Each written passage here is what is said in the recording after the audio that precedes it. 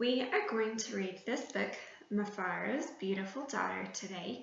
It is an African tale, so it's a folk tale. Remember, that means that it's told from generation to generation.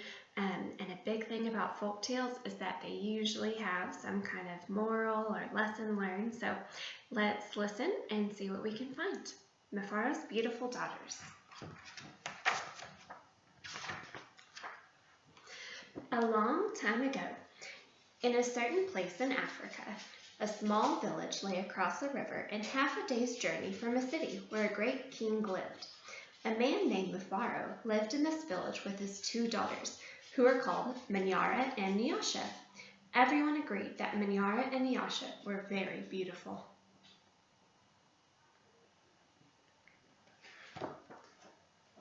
Manyara was almost always in a bad temper. She teased her sister whenever their father's back was turned, and she had been heard to say, "Someday, Nyasha, I will be a queen and you will be a servant in my household." "If that should come to pass," Nyasha responded, "I will be pleased to serve you. But why do you say such things? You are clever and strong and beautiful. Why are you so unhappy?" "Because everyone talks about how kind you are, and they praise everything you do," Manyara replied. "I'm certain that father loves you best, but when I am queen, everyone will know that your silly kindness is only weakness." Nyasha was sad that Manyara felt this way, but she ignored her sister's words and went about her chores. Nyasha kept a small plot of land on which she grew millet, sunflowers, yams, and vegetables. She always sang as she worked, and some said it was her singing that made her crops grow more bountiful than anyone else's.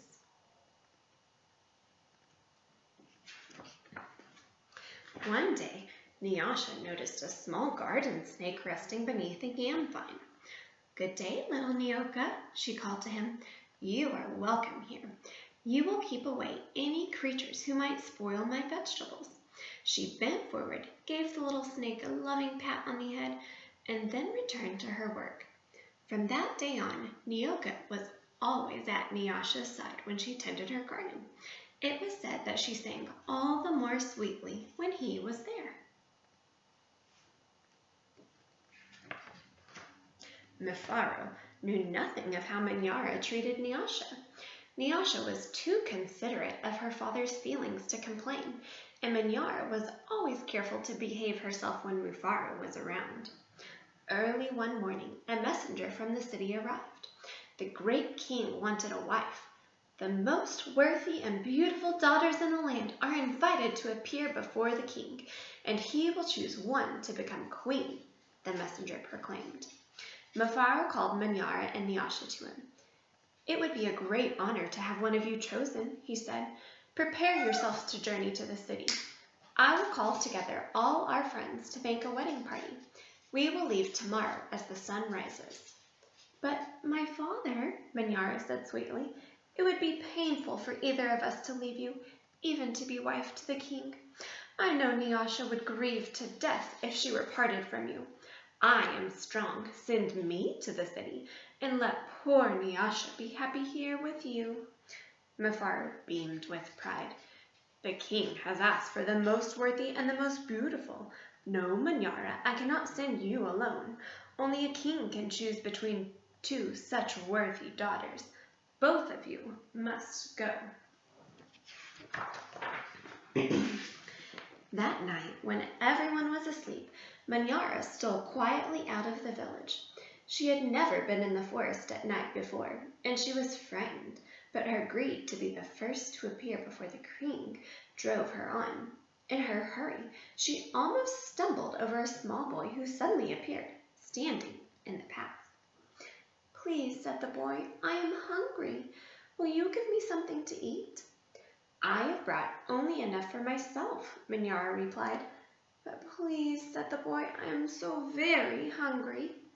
"Out of my way, boy! Tomorrow I will become your queen. How dare you stand in my path?"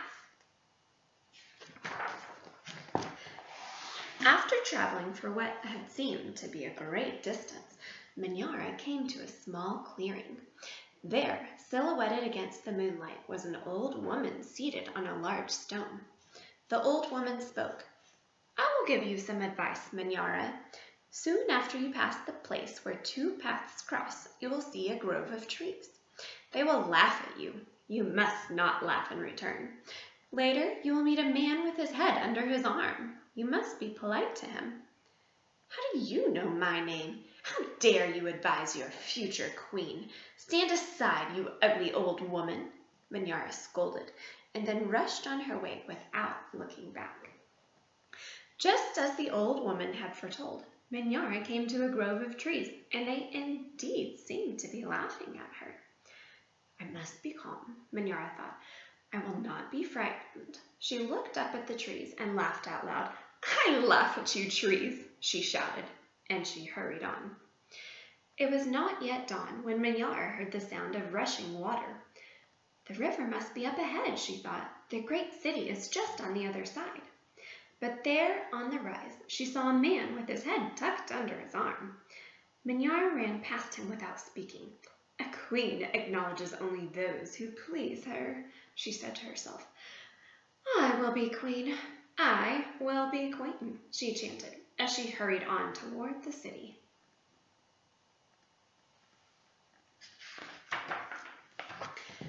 Nyasha woke at the first light of dawn. As she put on her finest garment, she thought how her life might be changed forever beyond this day.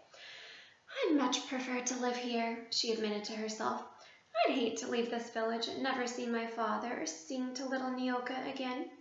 Her thoughts were interrupted by loud shouts and a commotion from the wedding party assembled outside. Minyara was missing. Everyone bustled about, searching and calling for her. When they found her footprints on the path that led to the city, they decided to go on as planned. As the wedding party moved through the forest, brightly plumed birds darted about in the cool green shadows beneath the trees. Though anxious about her sister, Nyasha was soon filled with excitement about all there was to see. They were deep in the forest when she saw the small boy standing by the side of the path.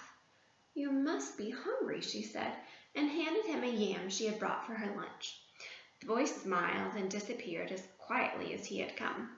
Later, as they were approaching the place where the two paths crossed, the old woman appeared and silently pointed the way to the city. Nyasha thanked her and gave her a small pouch filled with sunflower seeds. The sun was high in the sky when the party came to the grove of towering trees.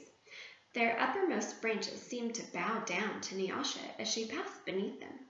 At last, someone announced that they were near their destination.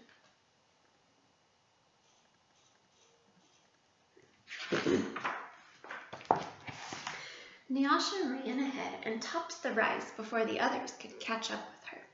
She soon transfixed at her first sight of the city.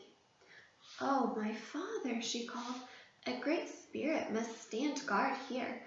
Just look at what lies before us. I never in all my life dreamed there could be anything so beautiful." Arm in arm, Nyasha and her father descended the hill, crossed the river, and approached the city gate. Just as they entered through the great doors, the air was rent by piercing cries, and Minyara ran wildly out of a chamber at the center of the enclosure. When she saw Nyasha, she fell upon her, sobbing. "Do not go to the king, my sister. Oh, please, father, do not let her go," she cried hysterically. "There's a great monster there, a snake with 5 heads. He said that he knew all my faults and that I displeased him. He would have swallowed me alive if I had not run. Oh, my sister, please do not go inside that place." It frightened Nyasha to see her sister so upset, but leaving her father to comfort Minyara, she bravely made her way to the chamber and opened the door.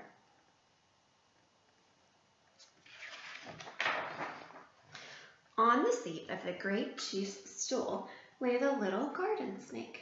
Nyasha left with relief and joy. "My little friend," she exclaimed, "it's such a pleasure to see you. But why are you here?" "I am the king," Nyoka replied. And therefore, before Nyasha's eyes, the garden snake changed shape.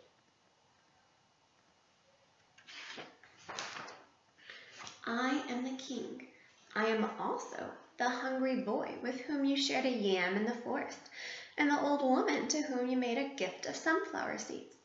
But you know me best as Neoka. Because I have been all of these, I know you to be the most worthy and most beautiful daughter in the land.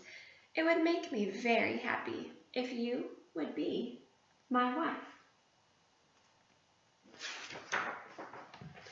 And so it was that, a long time ago, Nyasha agreed to be married. The king's mother and sisters took Nyasha to their house, and the wedding preparations began. The best weavers in the land laid out their finest cloth for her wedding garments. Villagers from all around were invited to the celebration, and a great feast was held. Nyasha prepared the bread for the wedding feast from millet that had been brought from her village. Mufaro proclaimed to all who would hear him that he was the happiest father in all the land, for he was blessed with 2 beautiful and worthy daughters, Nyasha, the queen, and Minyara, a servant in the queen's household.